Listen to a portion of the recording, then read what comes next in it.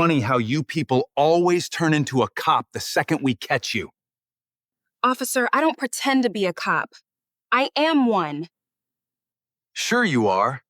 That's exactly what people riding stolen bikes always say. Officer, it's not a script. It's the truth. Officer Kinslow laughed as he leaned into her space while Nicole remained perfectly still, refusing to look small. Everybody's got a story. Doesn't make it true. Officer Kinslow had no idea he was talking down to the very woman who would soon be in charge of his precinct. The street was quiet at 5:45 in the morning. That was how Nicole Carson liked it. She rolled her red Superbike out of the garage and swung her leg over the seat. Tomorrow, she would be Captain Carson. Today, she just wanted to ride. 16 years on the force had taught her one thing. Mornings like this didn't last. Soon her days would be full of budget meetings and paperwork, and officers who didn't want to hear no from a woman who used to work internal affairs. So she took what she could get. 20 minutes of open road before the sun came up all the way. Just her and the engine. She pulled her helmet on and clicked the strap. The visor came down. The world went quiet and close, the way it always did right before she opened the throttle. The bike growled to life under her. She eased off the curb and rolled down the street, past dark windows and sleeping lawns, the kind of neighborhood where nothing ever happened, where nobody ever got stopped for anything. She was wrong about that. 2 blocks over, a patrol car sat at the curb. Officer Warren Palmer was behind the wheel, coffee in one hand, radio traffic humming low. His partner, Bailey Kinslow, sat beside him, half asleep until the red bike passed under the streetlight. "Whoa! Slow down!" Kinslow sat up straight. "You seeing this?" Palmer watched the bike glide by, smooth and easy, well under the speed limit. "Nice bike," he said. "Too nice." Kinslow was already tapping at the laptop mounted between them. "Run the plate." "For what? She's not even speeding." "Bulletin came through last week. Stolen Superbike, 2 counties over. Red. High end." Kinslow's eyes moved fast over the screen. "Come on, tell me that's not exactly what we're looking at." Palmer glanced at the bike again, already 3 houses down. Truth was, half the description didn't match. Wrong plate state, wrong time of theft. But Kinslow had already grabbed the radio. "Dispatch, we've got a possible match on the stolen Superbike bulletin. Pursuing for a stop." Palmer should have said something. He didn't. He put the car in gear instead.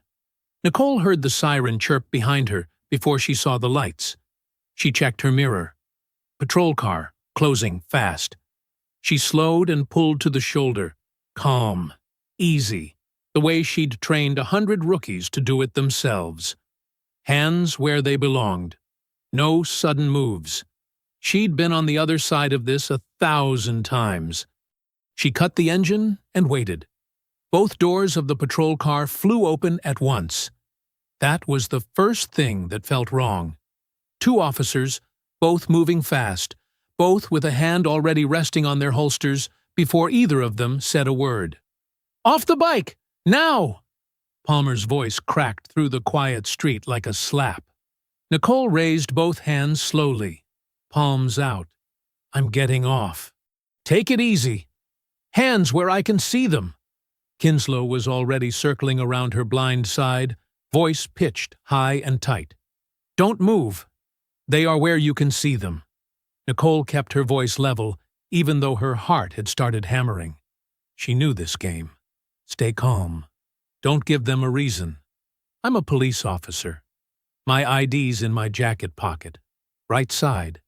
I'm going to reach for it slow. Don't you move a muscle. Palmer's hand came off his holster and landed hard on her shoulder. "We've had enough of you people and your stories."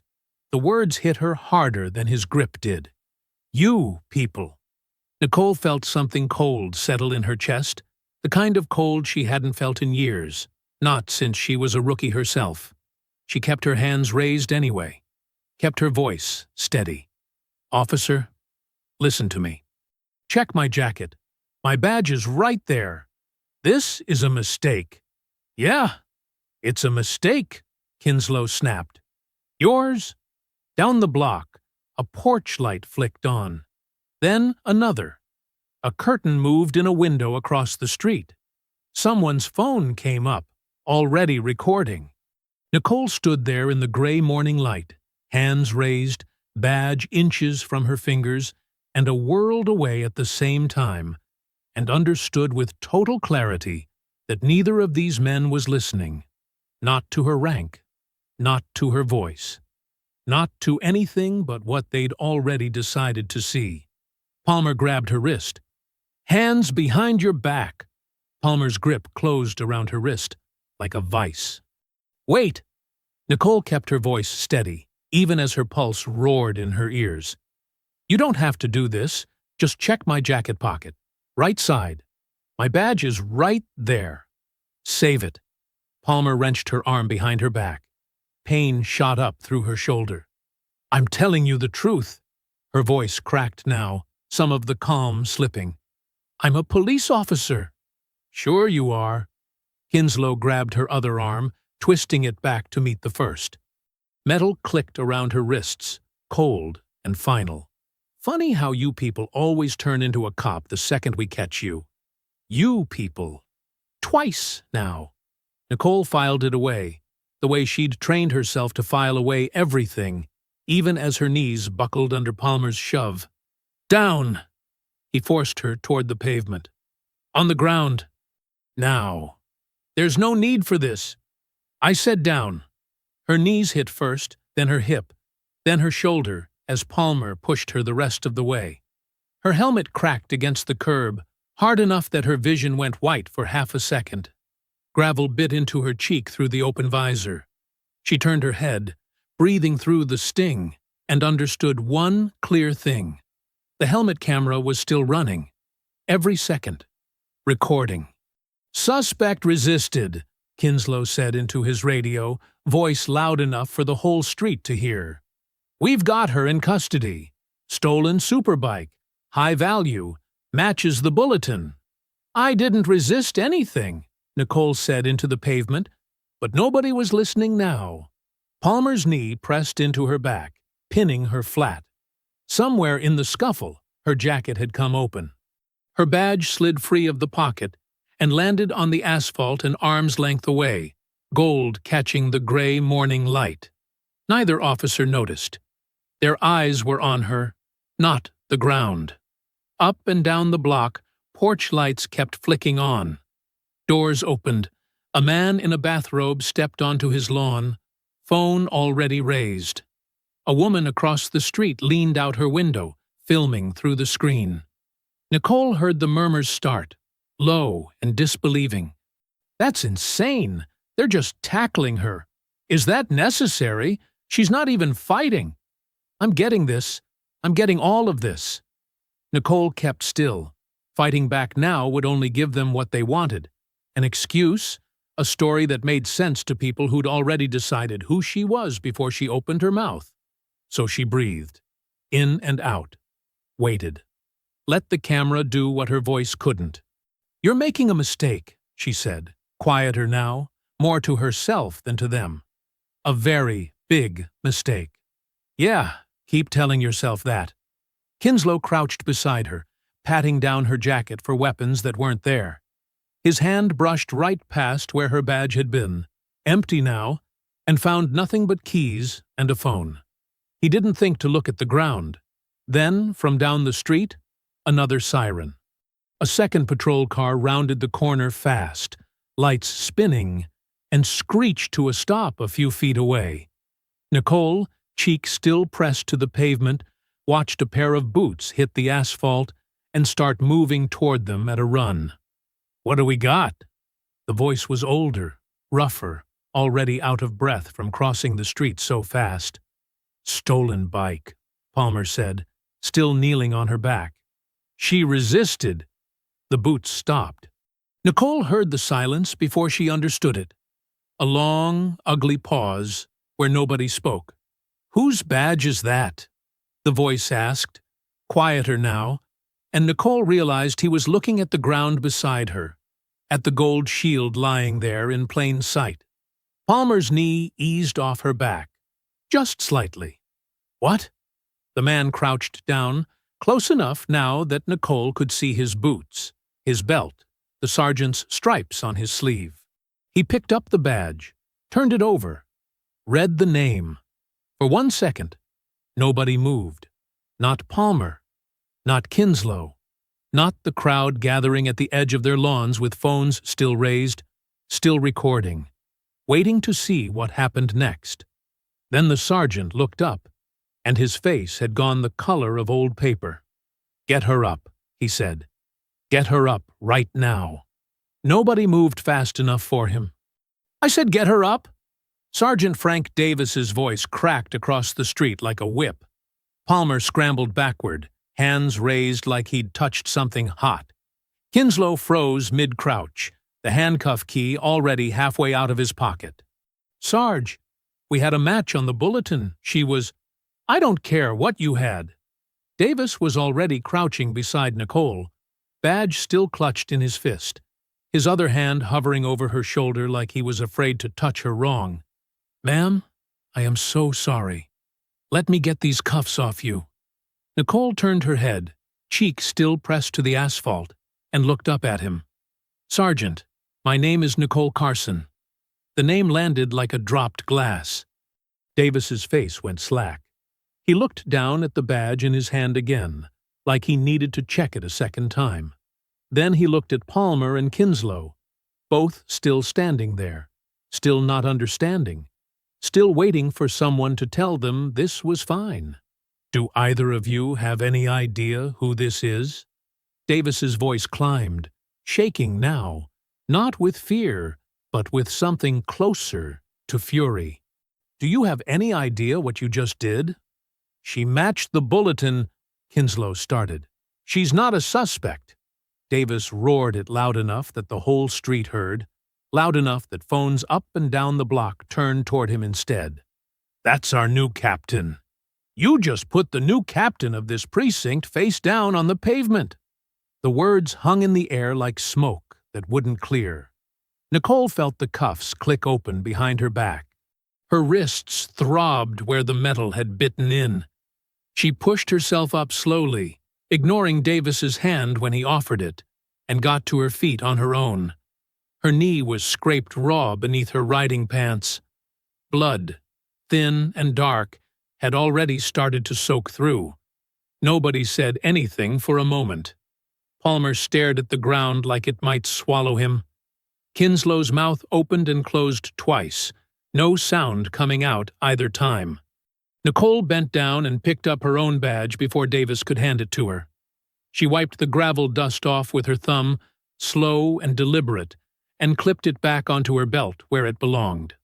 "Ma'am," Davis said, "let me call this in. Get you checked out. We'll sort—" "No!" Nicole's voice was flat, and even now all the shake gone out of it. Whatever had cracked in her chest when Palmer called her "you people" had hardened into something else entirely. "You're not sorting anything yet. I want this scene documented. Every officer's name, every badge number. I want to know exactly who called this stop in and why." "Ma'am, I really think—" "That wasn't a request, Sergeant." Davis straightened up fast, old instinct kicking in despite everything. "Yes, ma'am." Nicole turned and looked at the gathering crowd for the first time. A dozen people now, maybe more, standing on porches and lawns up and down the block, phones still raised, still recording. She didn't ask them to stop.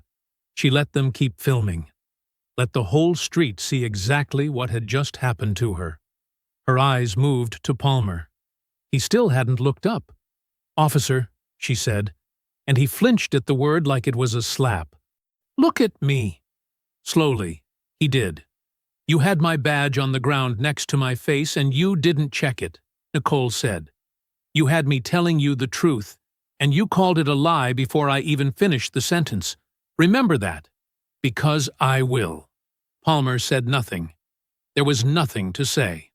Down the block, a new set of headlights swung around the corner, moving fast. An unmarked car this time. Davis glanced toward it, and something shifted in his face, relief and dread tangled together at once. "That's Deputy Chief Adwell," he said quietly. Somebody must have called it in already. Nicole watched the car pull to a stop at the curb. A tall man in a gray suit stepped out, already smoothing his tie, already wearing the calm, practiced face of someone walking into a mess he intended to control. He scanned the crowd, the phones, the officers, and finally landed on her. For half a second, before his expression settled into something professional and sympathetic, Nicole caught something else in his eyes, something sharp and calculating. She filed that away, too. Deputy Chief Randall Adwell moved through the crowd like a man born to it, shaking hands, nodding at neighbors, his voice smooth and warm in a way that made Nicole's skin crawl. "Folks, I want to thank you for your patience," he called out to the porches and lawns still full of onlookers. "This was a serious error, and I promise you, it is being handled. Please, go on back inside. Everything's under control now." A few people lowered their phones. Most didn't. Adwell turned to Nicole last, like she was simply next on a list. Up close, his smile had a practiced quality, stretched a little too wide, held a little too long. "Detective Carson," he caught himself. "Captain Carson, I should say. My God, I am so sorry this happened to you. Are you?" Nicole kept her arms crossed, blood still drying on her scraped knee. "Truly." Adwell's eyes flicked toward Palmer and Kinslow, both standing off to the side like scolded children. "This is a regrettable case of mistaken identity. Nothing more. We'll make sure every reporter who calls hears exactly that." "It wasn't mistaken identity," Nicole said. "They had my badge in their hands and didn't look at it." Something flickered behind Adwell's eyes, gone almost before she saw it. "We'll look into every detail. I promise you that." He lowered his voice, stepped half a foot closer, the warmth in his tone shifting into something quieter, more careful. "Which brings me to something I need to discuss with you directly." Nicole said nothing, waiting. "Given the, publicity this incident is already generating," Adwell said, glancing at the phones still raised around them, "I think it's wise we postpone tomorrow's swearing-in ceremony. Just temporarily. Give things time to settle. Let cooler heads review what happened here today." "Postpone." Nicole repeated the word flat, testing its weight. "For how long?" "Pending an administrative review." Adwell spread his hands, palms up, the picture of reasonable concern. "I want to protect you, Captain. I want this handled the right way, so nobody can say the department rushed past something this serious." Nicole studied him. 16 years on the force had taught her how to read a man who was lying with a smile on his face. And every instinct she had was screaming now. This wasn't protection. This was a stall. "My swearing in has nothing to do with what happened on this street," she said. "One doesn't require the other. I'm afraid it does now." Adwell's smile didn't waver, but his eyes had gone flat and cold. "Optics matter, Captain. You understand that better than most." Nicole held his gaze a long moment, saying nothing, letting the silence do the work. Behind him, she caught a flash of memory, a name from years back, a captain she'd helped remove during an internal affairs case that had cost the department plenty of embarrassment. Ryan Stones. He and Adwell had run this precinct together once. Before Stones was forced out for corruption, Nicole herself had uncovered. She hadn't thought about that case in years. She thought about it now. "I understand optics," Nicole said carefully. "I also understand delay when I see it." Adwell's jaw tightened, just barely, just for a second. "I'll be in touch once the review is complete." He turned before she could answer, already moving toward Palmer and Kinslow, his voice dropping low enough that Nicole couldn't catch the words. Whatever he said made both officers straighten up fast, nodding along like men grateful for a lifeline. Nicole watched from a distance, arms still crossed, badge back on her belt where it belonged, and yet somehow feeling farther from her than ever. Sergeant Davis appeared at her side, quiet, careful. "You want a ride back, Captain?" "No." Nicole looked at her bike, still parked at the curb where this whole thing started, untouched through everything. "I'll ride myself." She walked toward it slowly, ignoring the ache in her knee, ignoring the stares still following her from every porch on the block. Behind her, Adwell's voice carried one last time, pitched low, but not quite low enough. "She doesn't need to know anything more than that. Understood?" Nicole didn't turn around. She swung her leg over the bike, started the engine, and rode away from the street where she'd almost lost everything, carrying home a feeling she hadn't carried in a long time. Something was very wrong here, and it went far beyond 2 officers and 1 bad stop. Nicole's apartment was quiet by the time she sat down at her kitchen table. Laptop open, knee bandaged, the morning's adrenaline finally draining out of her and leaving something colder behind. She pulled up the helmet cam app and watched the little wheel spin as it searched for the file. Her stomach tightened while she waited.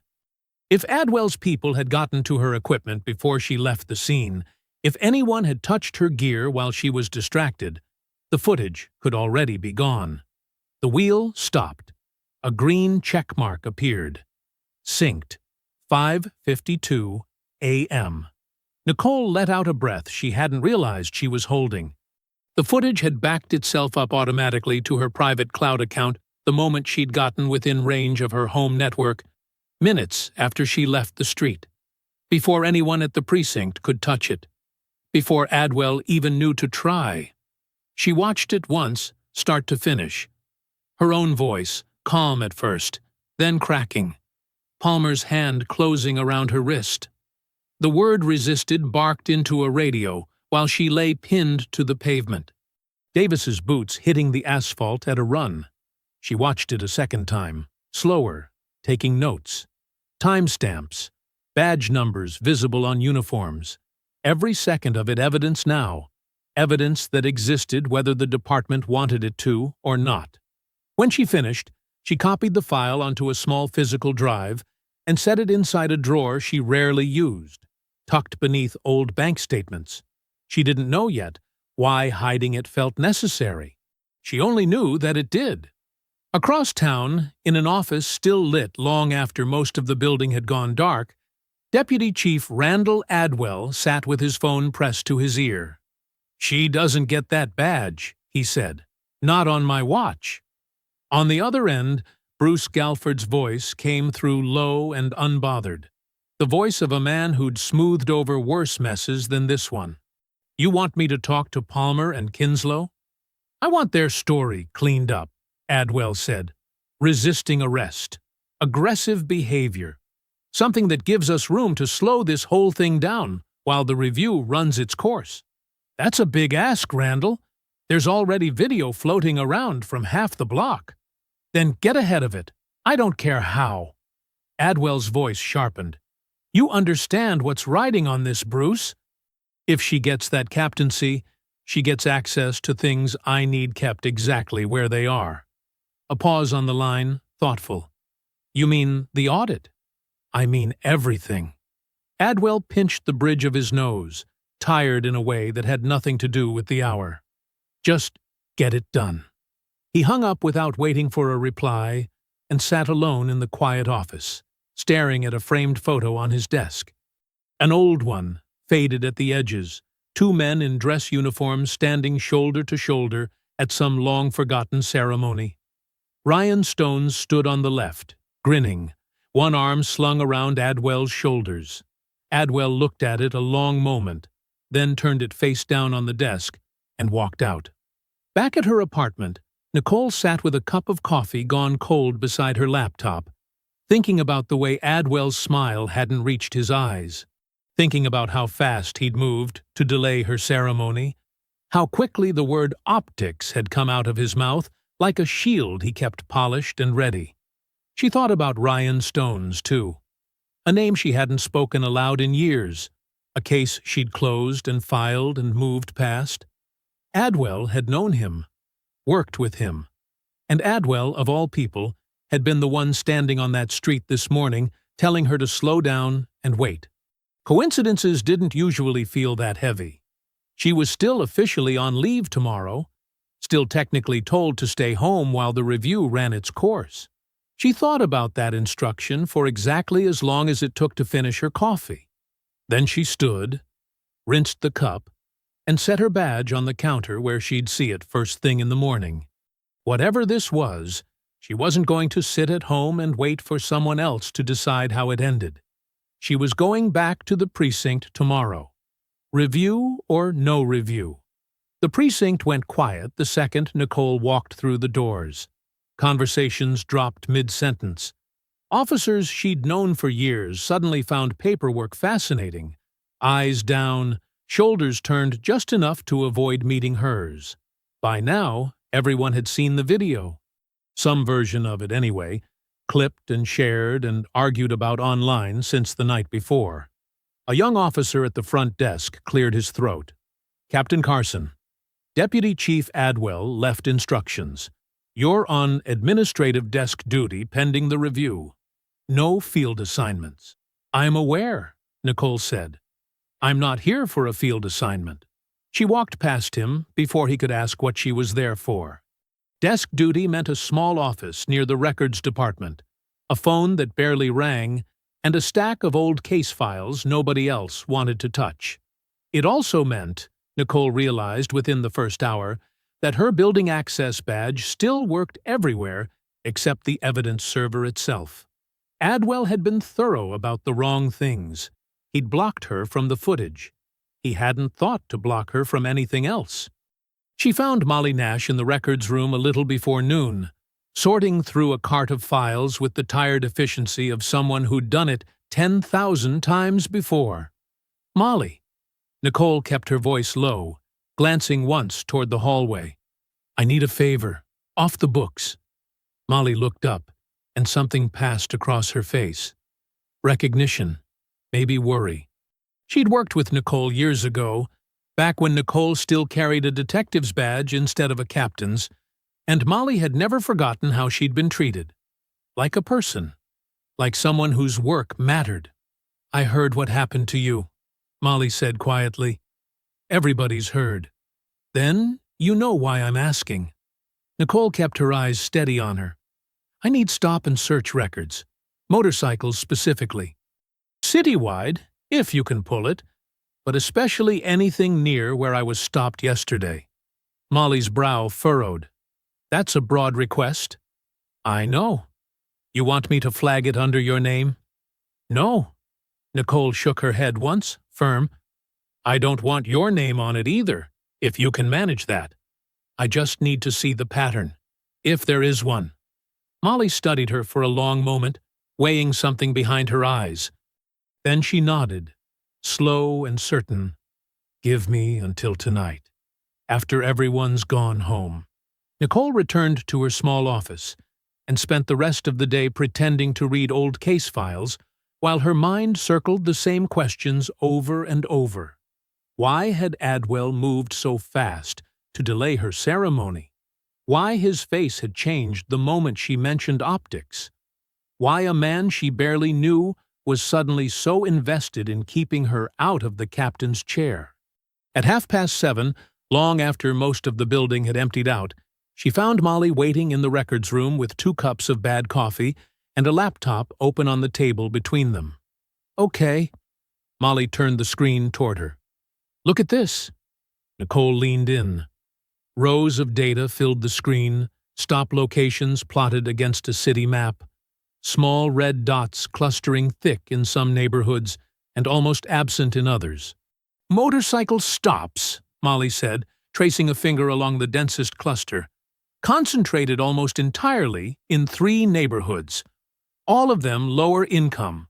All of them majority black.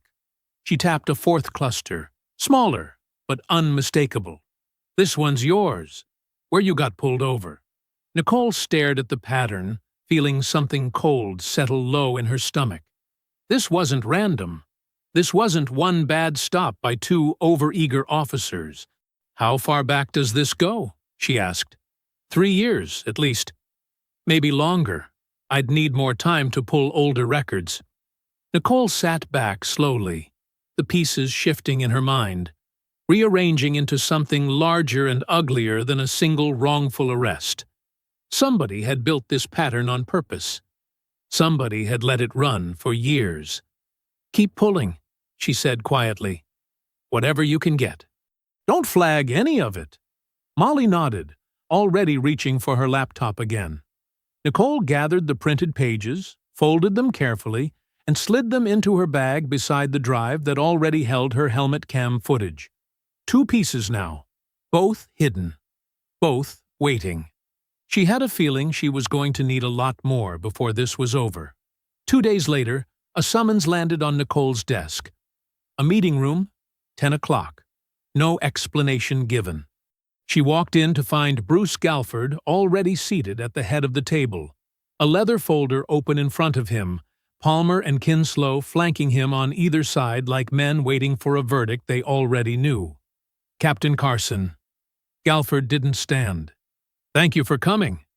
Wasn't given much choice. Nicole took the seat across from them, keeping her posture loose, her face unreadable. 16 years of interrogation rooms had taught her that much, at least. Never let them see you flinch first. I represent Officers Palmer and Kinslow, Galford said, sliding a single sheet of paper across the table toward her. They've filed a formal complaint. I wanted you to hear it from me directly, out of respect. Nicole picked up the paper and read it once, slow, careful, making sure she understood every word before she let her face show anything at all. Complainant states the suspect actively resisted lawful detention, including physical struggle and verbal aggression toward responding officers. She set the paper down gently. This is a lie. That's a strong word. Galford folded his hands. My clients experienced the situation differently than you did. That happens sometimes. It didn't happen differently. It happened exactly once, and there's footage of it. Nicole kept her voice level, though something hot was building behind her ribs. My helmet camera captured the entire stop. We'd love to see that footage, Galford said smoothly. Unfortunately, I'm told it's still under review by IT. Something about a corrupted file. Nicole went very still. Corrupted, she repeated. That's what I'm told. Galford's expression didn't shift at all. These things happen with older equipment. Nicole looked past him to Palmer and Kinslow, both staring at the table, neither willing to meet her eyes now any more than they had on the street. You two know exactly what happened out there. You know, I never resisted anything. Kinslow's jaw tightened. Palmer said nothing. My clients have families, Galford said quietly, almost gently, the tone of a man delivering bad news he didn't personally believe, but was paid to deliver anyway. Careers. This complaint protects them until the facts are sorted out. I'm sure you understand that better than most, given your background in internal affairs. The mention landed exactly the way he intended it to. A reminder. A threat dressed up as a compliment. We know who you are. We know what you did to Stones. Don't think we won't do it back. This complaint, Nicole said, freezes my reinstatement review. Doesn't it? I imagine it complicates the timeline. Yes. Which is the point. Galford only smiled, thin and practiced, and closed his folder. I think we're finished here for today, Captain. Nicole stood without another word and walked out, her heels striking hard against the tile, each step a small release for the anger she refused to let show on her face. Behind her, she heard Adwell's office door open down the hall, heard his voice, warm and reasonable as always, greeting Galford like an old friend. She didn't need to hear the rest to know what they were discussing. An hour later, a memo appeared in her inbox, officially extending her administrative leave pending resolution of an active personnel complaint. No swearing-in date, no timeline, just an open-ended silence stretching out in front of her.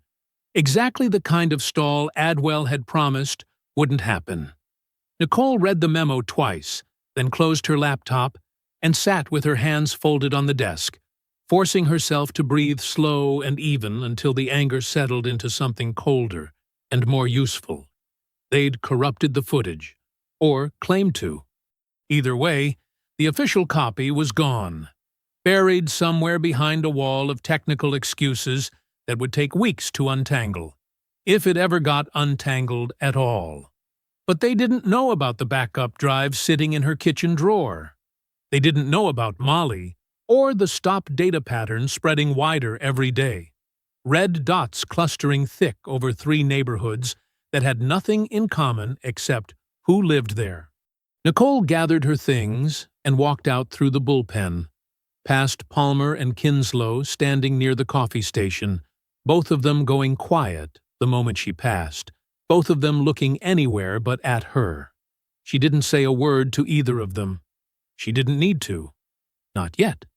The call came on a Thursday afternoon, an unknown number Nicole almost let go to voicemail. Captain Carson? My name is Talia Renner. I'm a reporter with the City Ledger. A pause, brief and deliberate. I've got bystander footage from your arrest. 3 different angles. I was hoping to get your side before I run anything. Nicole stood at her kitchen counter, phone pressed to her ear, weighing the risk of every word she was about to say. What exactly do you have? Enough to know 2 officers pulled a Superbike over based on a bulletin that didn't match, put a woman on the ground, and only stopped when a sergeant recognized her badge on the pavement. Talia's voice was steady, unhurried, the voice of someone who'd already done her homework. I've also got witness statements from 4 different neighbors. They all say the same thing. You never resisted. Nicole closed her eyes for a moment. This was the moment. Whatever she said next would leave her hands and never come back. I won't confirm details of an active review, she said carefully, but I can tell you what I told them on that street. I was riding my bike home.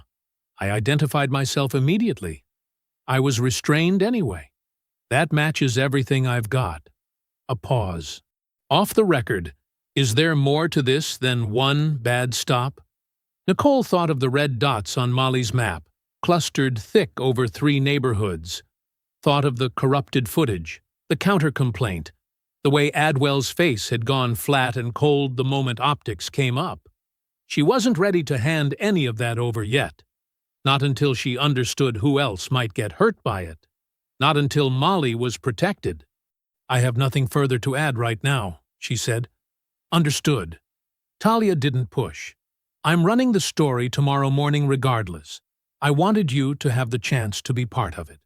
The call ended, and Nicole stood alone in her kitchen a long time, staring at nothing, wondering if she'd just made things better or worse. The story ran the next morning under a headline that spread across every screen in the city by 9 a.m. Police arrest incoming captain. On her own street, ignore her badge. Talia had built it entirely on the bystander footage and witness accounts. 3 angles stitched together, showing the same brutal sequence from 3 different porches.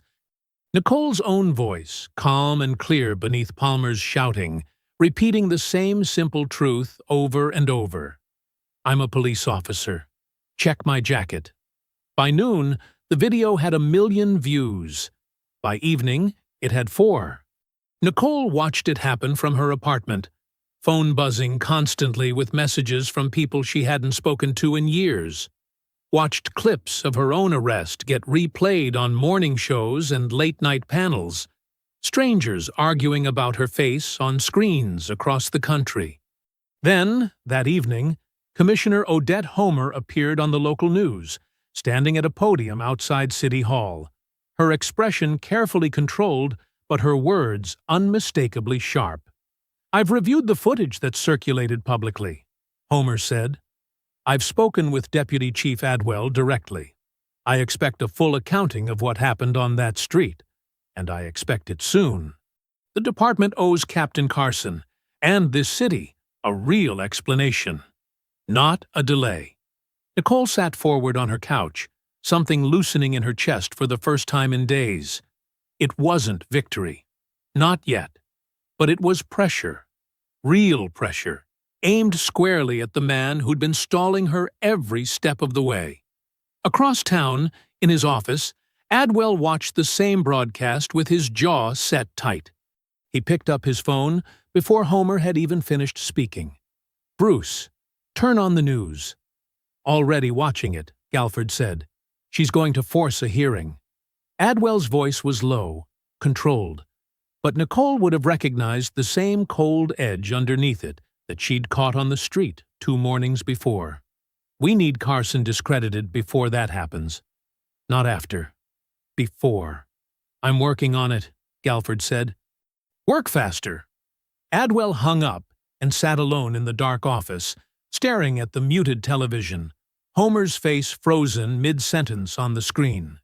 He reached into his desk drawer, pulled out a thin folder he'd kept sealed for years, and set it on the desk in front of him.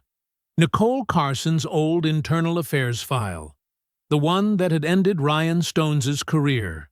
He opened it slowly and began to read. The blog post appeared online at 6 in the morning, before Nicole had even poured her coffee. Exclusive. Captain Carson's hidden history. The officer who took down her own captain. Nicole read it standing in her kitchen, coffee forgotten, cold dread spreading through her chest with every line. Someone had leaked pages from her sealed internal affairs file, the one from years ago, the investigation that had ended Captain Ryan Stone's career. The excerpt was carefully chosen, carefully cut, showing just enough to make her look ruthless and nothing at all about why Stones had needed to go in the first place. Sources say Carson has a documented pattern of turning on fellow officers, the post read. Some now question whether her account of Tuesday's arrest can be trusted at all. Nicole set her phone down on the counter and pressed both hands flat against the cool surface, breathing slow, forcing the panic back down where she could control it. Somebody inside the department had done this. Somebody with access to a sealed file that should have required special clearance to even open. By the time she reached the precinct, the shift in the air was obvious. The sympathy that had followed Talia's story 2 days earlier had curdled into something else. A few officers who'd nodded at her in the hallway now looked away entirely. Online, the comments beneath the leaked excerpt had turned ugly fast. Strangers who knew nothing about Ryan Stone's, suddenly certain they understood exactly what kind of woman Nicole Carson was. She found Molly in the records room, already waiting, her face pale and tight. "I saw it," Molly said, before Nicole could speak. "I need to know who accessed that file," Nicole said quietly, closing the door behind her. It was sealed. Somebody with real clearance had to open it. Molly hesitated, glancing toward the hallway before pulling her laptop closer and typing fast. "Give me a second." Nicole watched the screen, watched rows of access logs scroll past, dates and times and employee ID numbers stretching back months. Molly narrowed the search, filtering for the sealed IA archive specifically, and the list shrank down to almost nothing. One entry, 2 nights ago, just hours before the leak went live. Molly's fingers stopped moving. She stared at the screen a long moment before turning it toward Nicole. User R. Adwell. Access granted 11:47 p.m. Sealed archive, IA file, 4471. Subject, Carson, N. Nicole read it twice, making sure her eyes weren't playing tricks on her. "That's him," she said quietly. "That's actually him." "He didn't even try to hide it," Molly said, shaking her head. "Or he didn't think anyone would check." Nicole sat down slowly in the empty chair beside her, the pieces finally clicking into place with a clarity that felt almost dizzying. Adwell hadn't just delayed her ceremony. He hadn't just let a false counter-complaint sit unchallenged.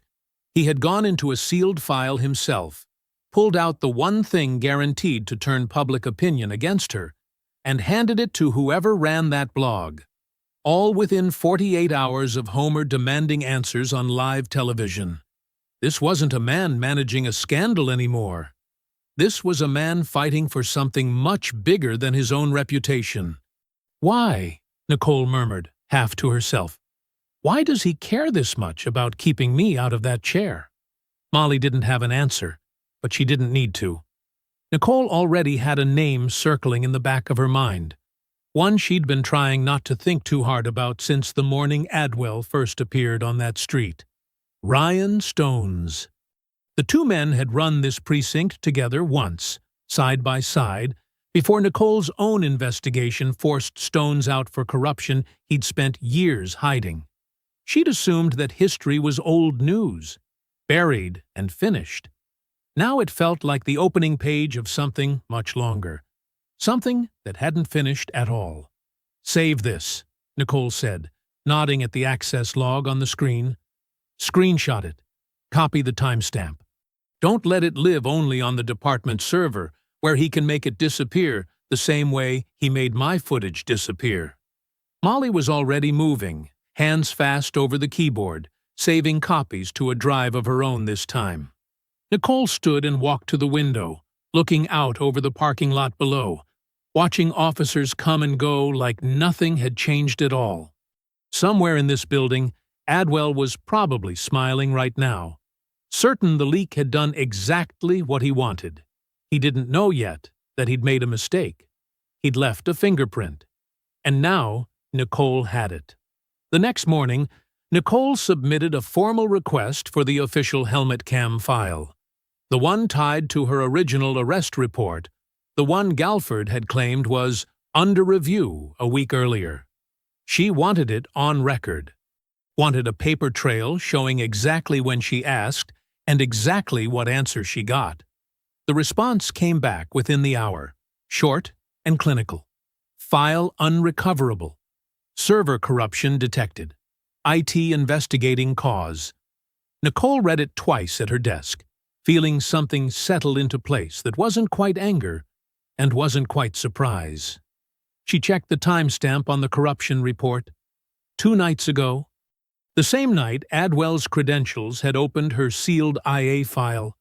She almost laughed. He'd used the same late-night window to do both, confident nobody would ever cross-reference the two.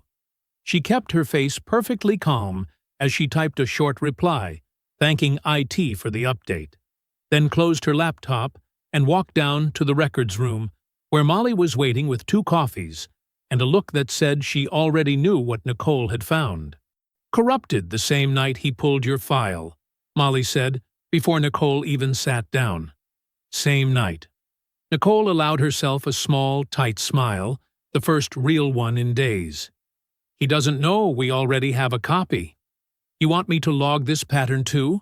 The corruption timing?" "Yes. Everything. Build the timeline." Nicole rubbed her eyes, tired down to her bones but steadier than she'd felt since the arrest. He thinks he's covering his tracks. He's building the case against himself.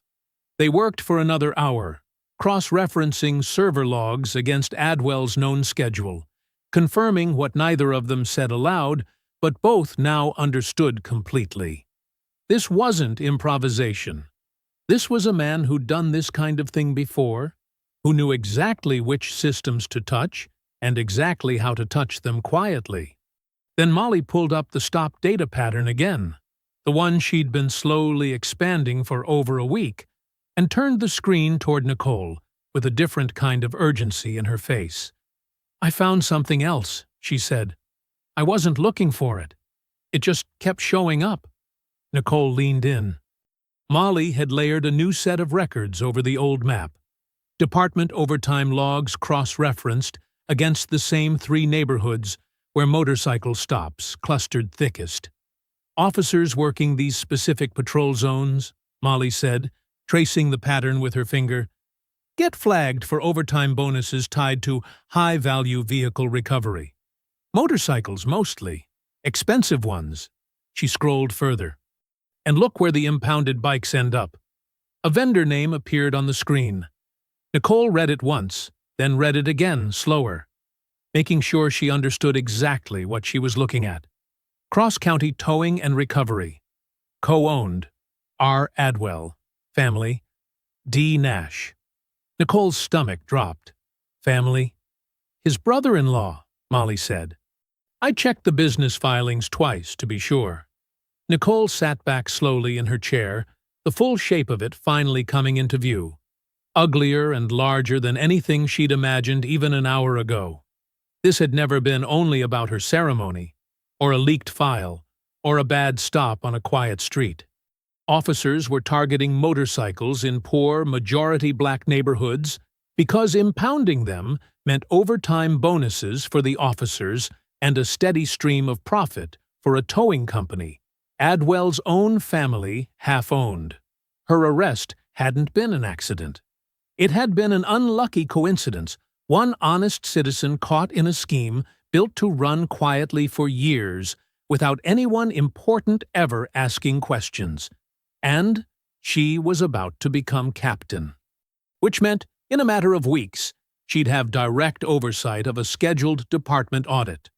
The kind of audit that would eventually stumble onto exactly this pattern if anyone bothered to look hard enough. Adwell hadn't been protecting his pride this whole time. He'd been protecting money and freedom. This is why, Nicole said quietly, almost to herself. This is why he needed me stopped before I ever got that badge. Molly watched her, silent, letting the weight of it settle between them. We can't take this to Homer yet, Nicole said finally. Not without everything airtight. The footage, the access logs, this financial trail, all of it, together, at once. If we go in piece by piece, he'll find a way to explain each piece away. So what do we do? Nicole looked at the map, at the red dots clustered thick over 3 neighborhoods that had nothing in common except who lived there and what they were worth to a man protecting his own pocket. We wait, she said, and we build. Every piece has to be perfect before we move. She didn't know yet how little time she had left to do it. The emergency hearing was set for 9 o'clock on a Monday morning, called by Commissioner Homer herself after a week of mounting pressure from Talia's reporting and public outcry that refused to die down. Nicole arrived early, dressed in her uniform for the first time since the arrest, badge polished and clipped where it belonged. Molly had spent the weekend organizing the stop data pattern into clean, readable charts. Talia sat near the front row, notebook open, ready to document whatever happened next. For the first time in 2 weeks, Nicole let herself feel something close to hope. The hearing room filled fast, press packed along the back wall, department officials seated in rigid rows, Adwell near the front with Galford close beside him, both men wearing expressions of calm, practiced patience. Homer opened the session with a clear, steady voice. We are here to address serious allegations regarding Captain Carson's wrongful arrest, the subsequent handling of evidence, and a pattern of enforcement data that has come to my attention. She looked toward Nicole. Captain, please proceed. Nicole stood and walked the room through everything, methodically, without a single wasted word. The stop data pattern, 3 neighborhoods, years of disproportionate enforcement. The corrupted footage, its timestamp lining up exactly with unauthorized access to her sealed file.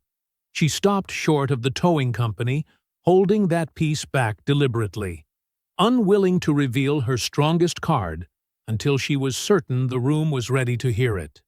Murmurs rippled through the officials seated nearest the front. Homer's expression tightened with each new detail, and for a moment, Nicole believed she was watching the tide finally turn all the way in her favor. Then Galford stood. Commissioner, if I may. His voice was smooth, unhurried, the same practiced calm he'd worn in every meeting since the beginning. I have sworn statements from Officers Palmer and Kinslow that directly contradict several claims made here today. He slid copies across the table. Homer took one, scanning it with a frown deepening by the line.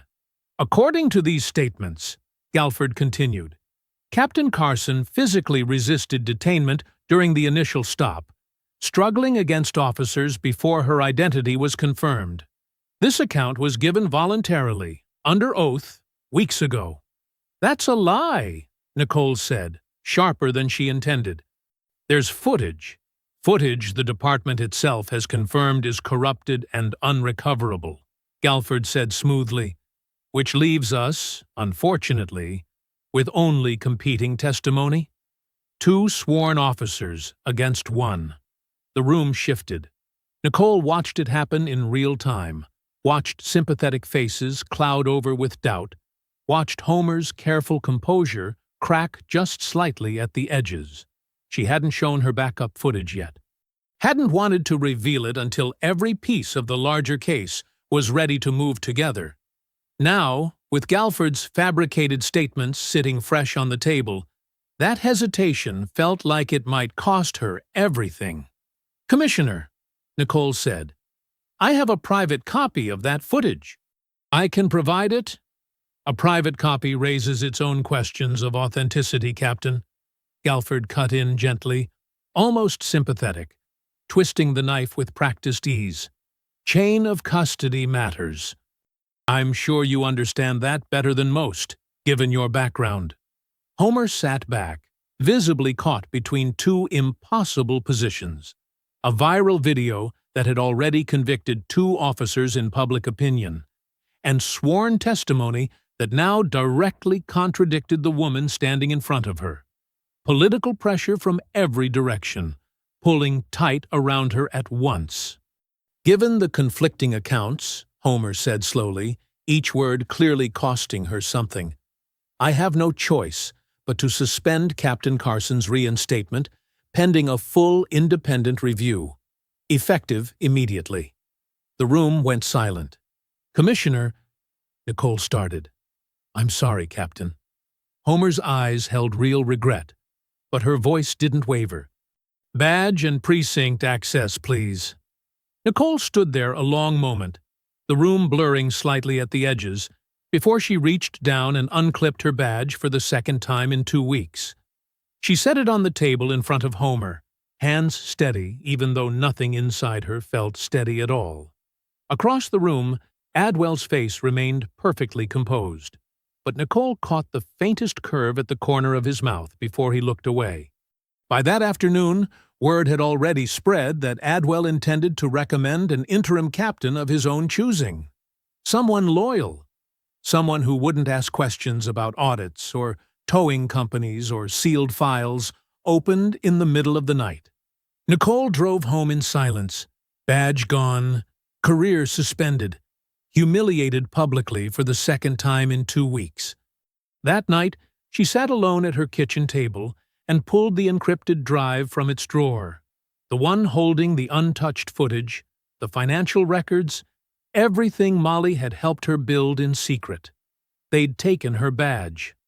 They hadn't taken the truth, and the truth was still sitting right there, waiting. Talia's office smelled like burnt coffee and old paper, stacks of files covering every surface, a corkboard on one wall pinned with notes and timelines that had grown more tangled by the day. Nicole sat at the small table in the center of the room, Molly beside her, both of them looking worn thin in a way sleep hadn't fixed in weeks. Start from the beginning, Talia said, pulling a chair around backward and sitting on it like she'd done this 100 times before. Everything you've got. I want to see all of it laid out before we decide what goes where. Nicole opened her bag and set the physical drive on the table first. The original helmet cam footage, untouched. Synced before anyone at the precinct could reach my equipment. Talia nodded, already reaching for her laptop. Molly went next, sliding a folder across the table. Access logs, Adwell's credentials, opening the sealed IA file 2 nights before the leak. Same night, the official arrest footage gets marked corrupted on the server. Same login window, both times. That's not circumstantial, Talia murmured, scanning the timestamps. That's a pattern a child could follow. There's more, Nicole said, and pulled out the last folder, the one that had kept her up most nights since Molly first found it. Stop data. Motorcycle stops concentrated almost entirely in 3 neighborhoods, going back at least 3 years. Officers working those patrol zones get overtime bonuses tied to high-value vehicle recovery. She tapped the final page. And every one of those impounded bikes ends up at a towing company co-owned by Adwell's brother-in-law. Talia went quiet for a long moment, flipping slowly through the pages, her jaw tightening more with every one. This isn't a scandal, she said finally. This is a scheme. He's been running a profit pipeline off arrests in poor black neighborhoods for years, and you happen to ride your bike through the wrong zip code on the wrong morning. That's what it looks like, Nicole said quietly. The department has a scheduled audit coming up, Molly added. Nicole's swearing in puts her in direct oversight of it. That's the threat. Not her badge, not her history with stones. The money. Talia sat back, thinking, tapping a pen against the table in short, sharp bursts. I can have the footage and the financial trail ready to publish inside 48 hours. But timing matters. We shouldn't drop this cold to the public first. We need it in front of Homer at the same moment it goes live, so Adwell can't spin it privately before anyone official sees it. There's already a hearing scheduled, Nicole said. The one Homer called after your first story ran. It's supposed to review my reinstatement. Then we make sure everything's ready before that hearing, not after. Talia was already typing notes. Fast, methodical. I'll have this drafted and locked by tomorrow night. Nicole nodded, then hesitated, thinking of one more piece they hadn't discussed yet. There's someone else, Sergeant Davis. He was the one who stopped it that first morning. If Galford pressured him into signing off on Palmer and Kinslow's version of events, and I think he did, he's the kind of man who won't want that on his conscience if given the chance to fix it. You trust him? Talia asked. I trust that he told the truth once already, in front of a whole street of witnesses, when it would have been easier not to. Nicole pulled out her phone. I'm going to ask him directly. She stepped into the hallway and called Davis's cell, her heart beating faster than she expected while it rang. Captain. His voice was careful, guarded. I need to ask you something, and I need an honest answer, Nicole said. Did Galford pressure you or anyone else to shape statements about what happened that morning? A long pause, then quieter. Yeah, he did. Will you testify to that? Publicly, if it comes to it? Another pause, shorter this time. I should have said something sooner. Yeah, I'll testify. Nicole closed her eyes, relief washing through her chest for the first time in what felt like weeks. Thank you, Sergeant. She walked back into the office and looked at Talia and Molly, both watching her, waiting. He's in, she said. Talia nodded once, already pulling up a blank document to start drafting. Then let's finish this. 2 days. That was all they had left. The hearing room was packed by 9 in the morning, every seat filled, press lining the back wall with cameras already rolling. Nicole sat at the front table beside Talia and Molly, hands folded, forcing herself to breathe slow, and even while Commissioner Homer took her seat at the raised bench above them. Across the aisle, Adwell sat beside Galford, both men composed, both wearing the same practiced calm Nicole had learned not to trust weeks ago. We're here to reconvene the review into Captain Carson's reinstatement, Homer said, her voice carrying clean through the packed room. Given the volume of new information submitted overnight, I'll allow additional evidence to be presented before any decision is made. Adwell's jaw tightened. He hadn't expected new information.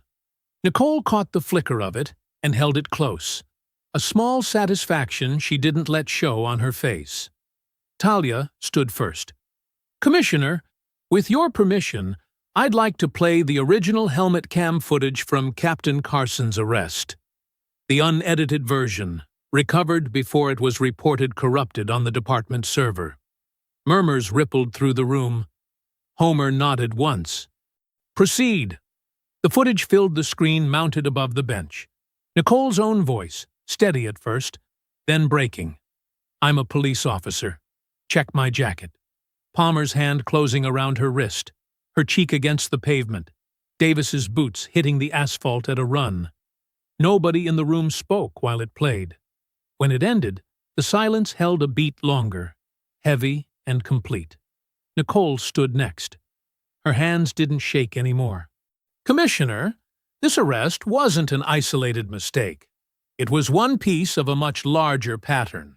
She laid out the stop data across 3 years, the neighborhoods, the overtime bonuses tied to high-value vehicle recovery, and finally the towing company, Cross County Towing, co-owned by Deputy Chief Adwell's brother-in-law. "Every impounded motorcycle from these targeted stops," Nicole said, "generated profit for a business tied directly to Deputy Chief Adwell's own family. My swearing in placed me in direct oversight of an already scheduled department audit. An audit that would have found exactly what we're presenting today." Adwell's face had gone rigid, color draining slowly from it as the pages circulated among the panel. "That's a reckless accusation," Galford cut in, rising fast. "Financial ties between family members prove nothing on their own." "Then explain the access logs," Nicole said, cutting him off, her voice sharp enough to silence the room. "Deputy Chief Adwell's credentials opened my sealed internal affairs file 2 nights before it was leaked to the press. The same night, my original arrest footage was marked corrupted on the server. Same login window. Both times." Homer studied the pages in front of her, her expression darkening with every line. Then Sergeant Davis stood from the gallery, his voice carrying without needing to be raised. "Commissioner, I need to say something." The room turned toward him. "Bruce Galford pressured me, along with Officers Palmer and Kinslow, to shape our statements about that arrest," Davis said. "He wanted testimony supporting a resisting arrest narrative that never happened. I should have said something the day it occurred. I'm saying it now." Galford's face flushed dark red. "This is outrageous. This man has no—" "Sit down, Mr. Galford," Homer said, her voice cutting through the room like a blade. She looked to Adwell, who hadn't spoken a word since the footage played, his hands gripping the edge of the table hard enough that his knuckles had gone white. "Deputy Chief," Homer said, "do you have anything to say regarding these records?" Adwell's mouth opened. Nothing came out at first. When he finally spoke, his voice had lost all its practiced warmth. "Commissioner, I think we should discuss this privately. This is not the venue." "This is exactly the venue," Homer said. "You made certain of that yourself the day you promised this city a transparent hearing." The room had gone electric now, murmurs rising steadily among the press along the back wall, phones raised, cameras adjusting. Nicole stood perfectly still at the front table, watching years of careful control unravel across Adwell's face in real time. Homer set down her pen and looked out over the room, her expression settling into something final and unmistakable. "This hearing is in recess," she said.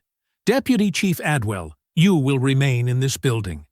Officers Palmer and Kinslow, please step outside with investigators immediately." The gavel came down once, sharp and clean. Nicole sat back slowly in her chair, her heart pounding, watching Adwell rise on unsteady legs as 2 officers moved toward him from the side of the room. It wasn't over yet, but it was close. The hallway outside the hearing room had gone cold and quiet, a sharp contrast to the noise still rising behind the closed doors. Two investigators led Palmer and Kinslow to a small side office, separating them before either could say a word to the other. Kinslow broke first. "I was following orders," he said, before the investigator had even finished closing the door. "Galford told us exactly what to say. He said Adwell wanted it handled a certain way, that if we didn't cooperate, we'd be the ones facing charges instead." The investigator across the table said nothing, just let the recorder run. "There was a quota," Kinslow continued, the words spilling faster now, like a dam finally giving way. "Not official, nothing on paper, but everybody knew it. Motorcycles in those 3 zones, especially anything high-end.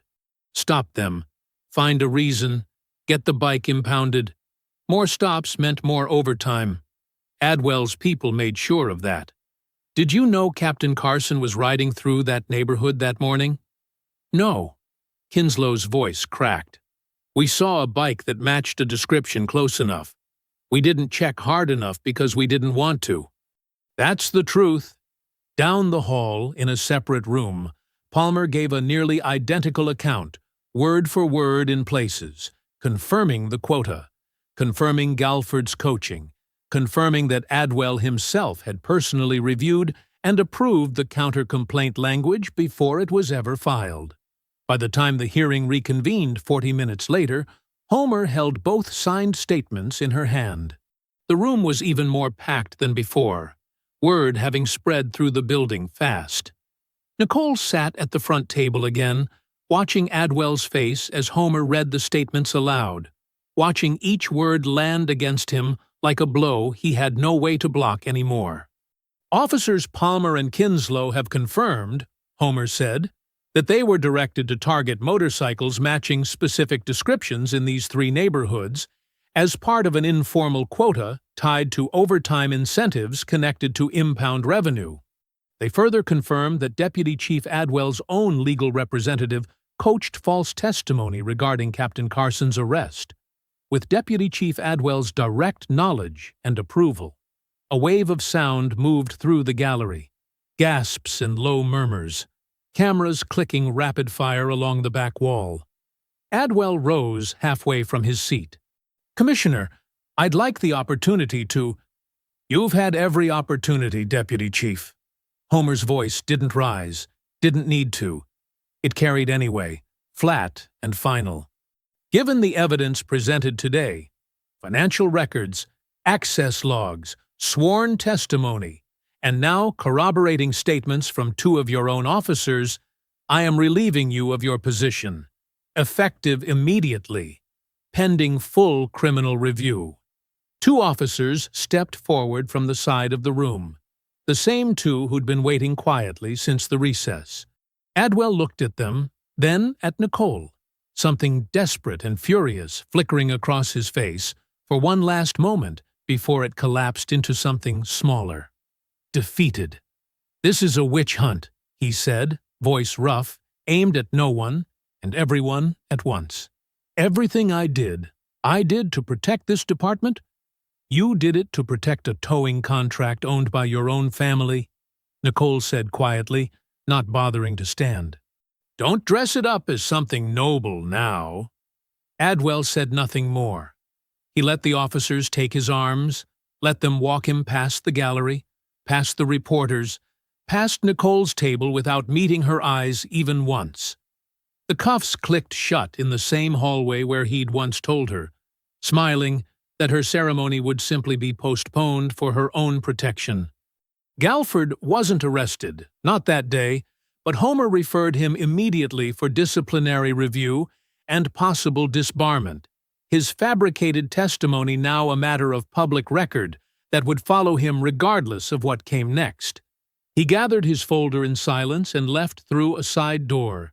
No cameras following him out, no crowd waiting to watch him go.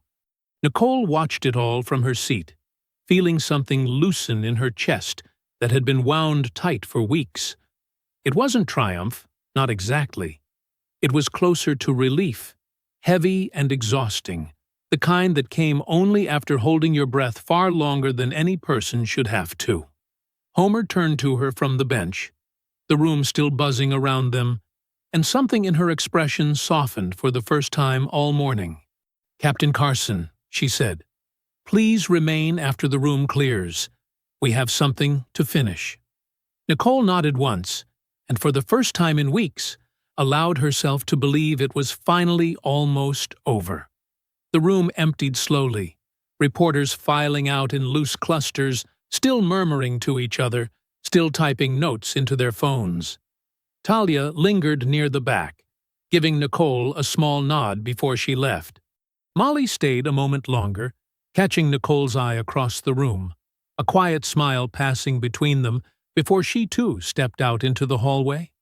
When the last door closed, it was just Nicole, Homer, and Sergeant Davis, standing near the front of a room that suddenly felt much larger and much quieter than it had all morning.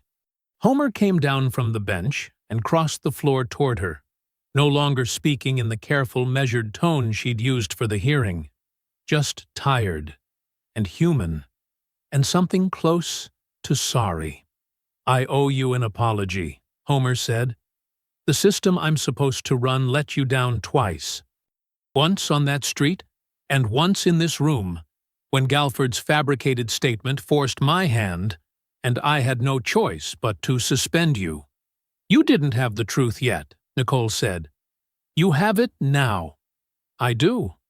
Homer reached into the folder she carried and pulled out a small velvet box, worn at the corners, clearly the same one that had been sitting ready for weeks, waiting for a ceremony that kept getting postponed. She opened it and held it out. There's no reason to wait any longer.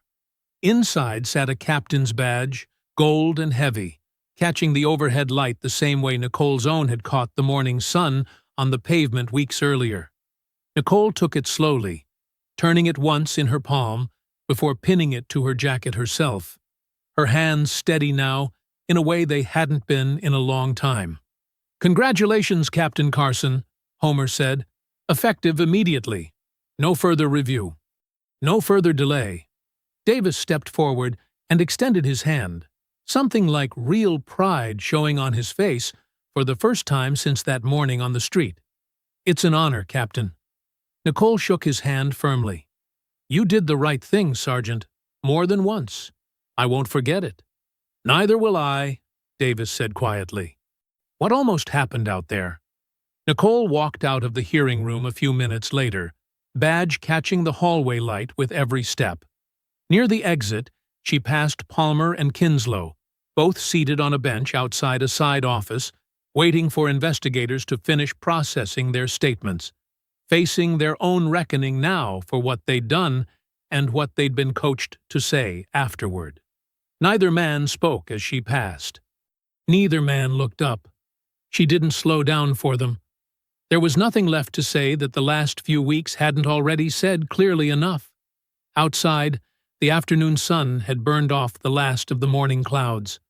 Nicole walked to the precinct garage, her boots echoing against the concrete, and found her Superbike exactly where she'd left it days ago.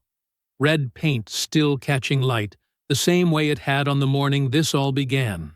She ran a hand over the seat before swinging her leg over it, settling into the familiar weight of the machine beneath her, badge gleaming now on her jacket, instead of lying face down on some stranger's pavement. She pulled her helmet on. The visor came down. The world went quiet and close again, the way it always did right before the throttle opened. The engine roared to life beneath her, loud and certain, and she rolled out of the garage into the street, past officers who stopped to watch her go, past reporters gathering their gear near the front steps, past everything that had tried, in 100 small and large ways, to keep her from reaching this exact moment. She rode the same route home she'd ridden that first morning, past the same quiet houses, the same porches where phones had once been raised to film her on the ground. Some of those same porches watched her now too, but the moment felt different this time. Lighter. Finished. She didn't slow down at the corner where it had all started. She rode straight through it, engine steady beneath her, badge catching the light one more time before the street curved, and carried her out of sight entirely.